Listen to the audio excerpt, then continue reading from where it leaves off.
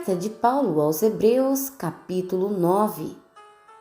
A primeira aliança continha orientações para o culto e contava com um lugar designado especialmente para realizá-lo.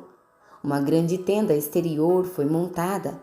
Ela abrigava o candelabro, a mesa e o pão da presença. Esse local era conhecido como lugar santo. Uma cortina foi estendida e atrás dela montaram uma tenda menor, o lugar santíssimo. Ali foram postos o altar de incenso, feito de ouro, e a arca da aliança, que era coberta de ouro e guardava uma urna de ouro com maná, o cajado de Arão que floresceu, as tábuas da aliança e o propiciatório sobre a sombra das asas do anjo. Mas não temos tempo para comentar isso agora. Depois que tudo estava em seu lugar, os sacerdotes cuidavam de suas tarefas na tenda maior, mas apenas o sacerdote principal entrava na tenda interior, a menor, e isso uma vez por ano, para oferecer um sacrifício de sangue pelos seus próprios pecados e pelos pecados acumulados do povo. Essa foi a maneira utilizada pelo Espírito Santo para mostrar, por meio de uma parábola visual, que enquanto a tenda maior existisse, o povo não poderia andar com Deus lado a lado. Esse sistema, as oferendas e os sacrifícios não poderiam de fato chegar ao âmago da questão, não podem acalmar a consciência das pessoas, pois estão limitadas às questões de ritual e comportamento. Trata-se essencialmente de um arranjo temporário até que uma revisão completa pudesse ser feita. Mas quando o Messias, o sacerdote principal dos assuntos superiores da nova aliança, entrou em cena, ele ignorou o antigo tabernáculo e seus utensílios neste mundo criado e se dirigiu diretamente ao tabernáculo dos céus, o verdadeiro lugar santo, para exercer um ministério perfeito. Ele também descartou os sacrifícios que consistiam em sangue de bezerros e de bodes e os substituiu pelo oferecimento do próprio sangue. Esse foi o preço da nossa libertação definitiva. Se o sangue de animais e os outros rituais de purificação tiveram algum efeito positivo sobre nosso comportamento e nossa religião, imaginem quanto mais o sangue de Cristo é capaz de purificar nossa vida, por dentro e por fora. Por meio do Espírito, Cristo ofereceu-se como sacrifício sem defeito e nos liberou dos esforços inúteis para que nos tornássemos pessoas respeitáveis e pudéssemos viver para Deus. Assim como um testamento só tem efeito depois da morte de quem o fez, a nova aliança foi iniciada com a morte de Jesus. Sua morte assinalou a transição da antiga aliança para a nova, cancelando as antigas obrigações e os pecados que as acompanhavam e convocando os herdeiros a receber a herança eterna que foi prometida a eles. Reuniu Deus e seu povo neste novo caminho. Mesmo na primeira aliança, houve a necessidade de uma morte para sua confirmação.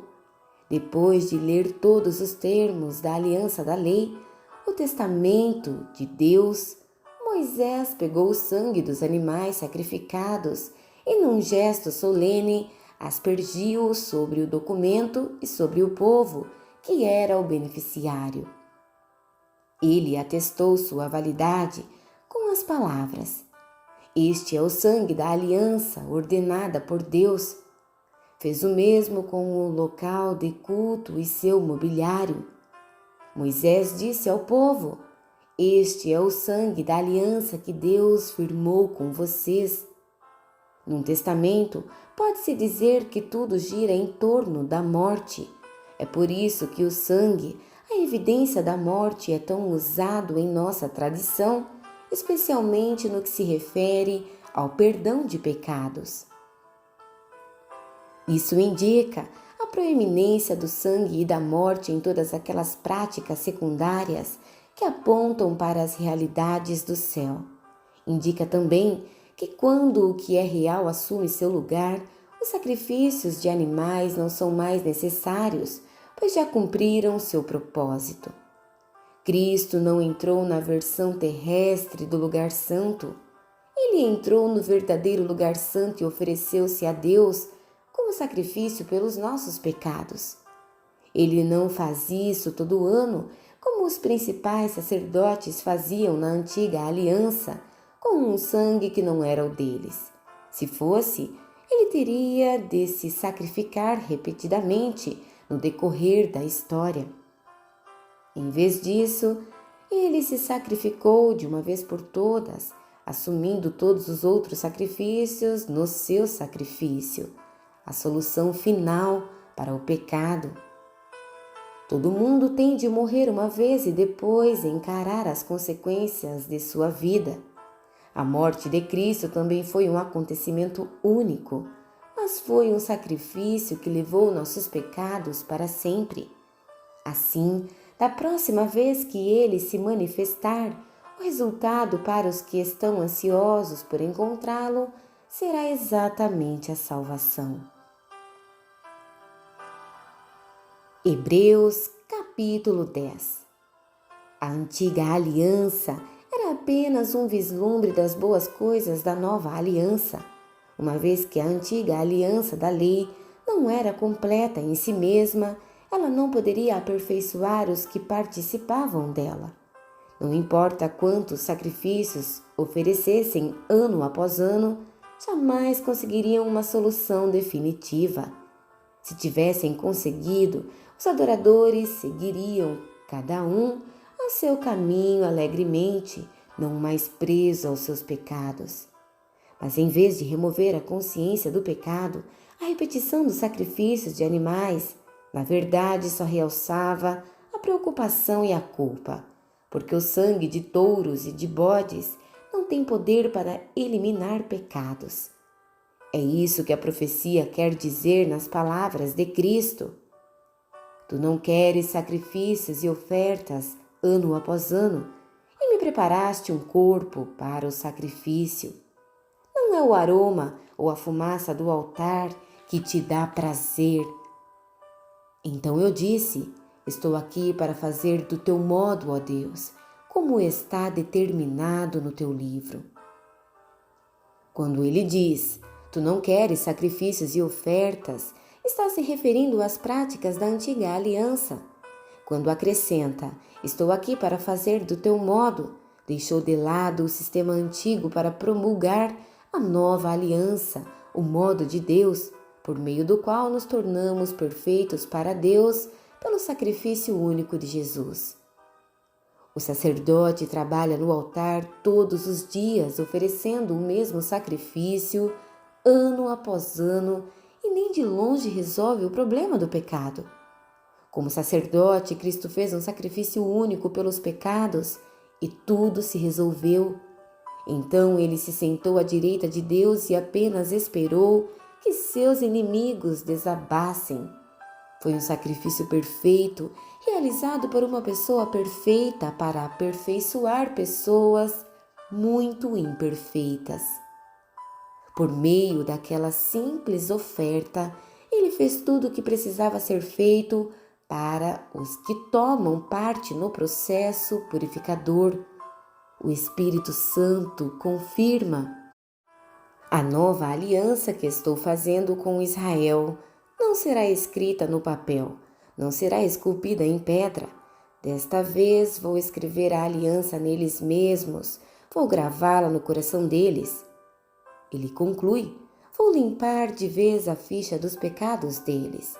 Uma vez que os pecados foram definitivamente eliminados, não é preciso mais oferecer sacrifícios por eles. Portanto, amigos, podemos agora, sem hesitação, caminhar direto para Deus, até o lugar santo. Jesus preparou o caminho pelo sangue de seu sacrifício e atua como nosso sacerdote diante de Deus. A cortina que dá acesso à presença de Deus é seu corpo. Então avante, cheios de fé, confiantes de que estamos apresentáveis para Ele, vamos nos agarrar às promessas que nos fazem prosseguir. Ele sempre mantém sua palavra. Sejamos criativos no amor, no encorajamento e na ajuda. Não evite as reuniões de culto, como alguns fazem, desprezando os irmãos, ainda mais agora que o grande dia se aproxima. Desistir e virar as costas para tudo que aprendemos e recebemos, para a verdade que agora sabemos, é o mesmo que rejeitar o sacrifício de Cristo e estaremos sem defesa no juízo final. E que julgamento será? Se a pena por quebrar a lei de Moisés era a morte física, o que acham que vai acontecer se vocês desprezarem o Filho de Deus, se cuspirem no sacrifício que tornou vocês completos e se insultarem o Espírito? Isso não é pouca coisa. Deus já nos avisou. Vai nos chamar para prestar contas e nos fazer pagar. Ele foi muito claro. A vingança é minha e não vou deixar passar nada. Disse também, Deus vai julgar seu povo. Acreditem, ninguém vai escapar. Lembram-se de quando vocês viram a luz pela primeira vez? Eram tempos difíceis. Ser desrespeitado em público e atacado de todas as formas era a rotina, às vezes com vocês, às vezes com seus amigos. Se os amigos eram presos, vocês ficaram do lado deles. Se os inimigos atacavam e tomaram seus bens, vocês o deixavam ir com um sorriso, sabendo que eles não poderiam tocar no verdadeiro tesouro de vocês. Nada disso os aborrecia, nada os fez retroceder. Então, não joguem tudo isso fora. Na época vocês eram confiantes e devem ser agora. Vocês precisam perseverar, permanecer firmes na aliança de Deus para alcançar o aperfeiçoamento prometido. Não vai demorar agora, Ele está a caminho, Ele vai se manifestar a qualquer momento. Qualquer um que esteja firme comigo descansa em leal confiança.